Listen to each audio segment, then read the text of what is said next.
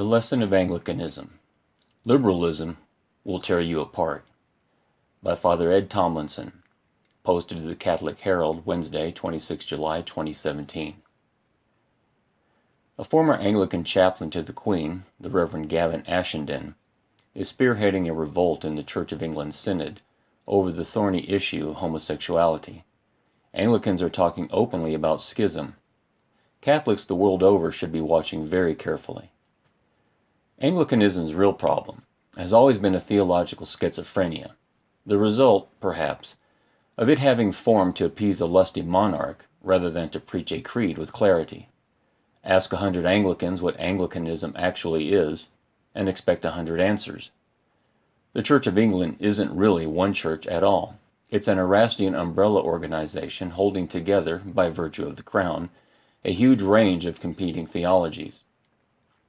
For most of the 20th century, this diversity was even viewed as its strength, because thanks to a shared pension board and the clever use of ambiguity in official statements, the three main factions within Anglicanism, which one wag labeled high and crazy, broad and hazy, and low and lazy, were happy enough to rub along together despite their radically different set of beliefs.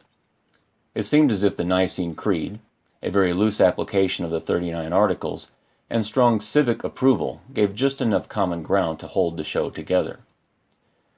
Two major developments in the 20th century brought this uneasy truce into question.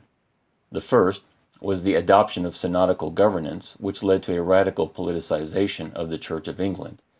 With everything suddenly up for grabs by virtue of majority vote, the factions no longer pulled together in unity, but began to plot and lobby against each other. General Synod became a battleground on which theological opponents could be put to the sword. And it didn't take long for the liberal lobby, strengthened by trends in society and overrepresented on the bench of bishops, to realize Synod worked in their favor. Did the Holy Spirit say no to women priests in July's Synod? Fret not. Table the motion again in February, then repeat ad nauseum until the Holy Spirit finally gets the message.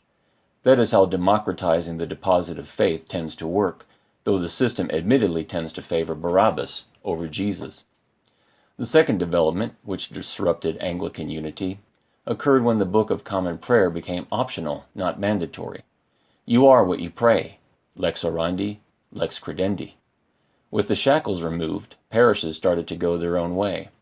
Today, there is almost no common ground between an evangelical parish on one side of town and its liberal counterpart on the other. This represents a massive problem for the Church of England. How can you bring people together in love when there is zero shared praxis between them?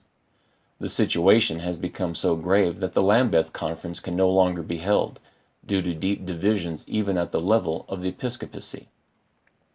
Throw into this toxic mix the effects of the sexual revolution and the strong secular ideology of the present culture with its LGBTQ crusade, and the writing seems to be on the wall. Historically, the Church of England kept to a via media, teetering between Catholic and Protestant claims, but neither of these is destined to win out. Instead, the body will fall between the gaps. Its Catholic claim and ecclesiology ended with the defeat of Anglo-Catholicism over the issue of women priests. Its authentic Protestant claim ended via an inevitable creeping embrace of gay marriage and notions of gender fluidity. Unless a miracle occurs, the Church of England seems destined to fracture into various splinter bodies, as already happened in America. Expect bitter legal disputes as competing bodies take up residence on your high street, each claiming to be the voice of authentic Anglican witness. So it is that the Reverend Gavin Ashenden finds himself embroiled in this final battle for the soul of modern Anglicanism. He and a few others are making their last stand against the powerful modernist liberal consensus that dominated the most recent synod.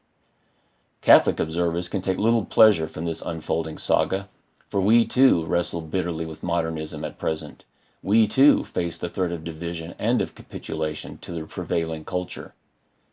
One must hope that the fate of modern Anglicanism serves as a stark lesson to those in Rome who are tempted by liberalization.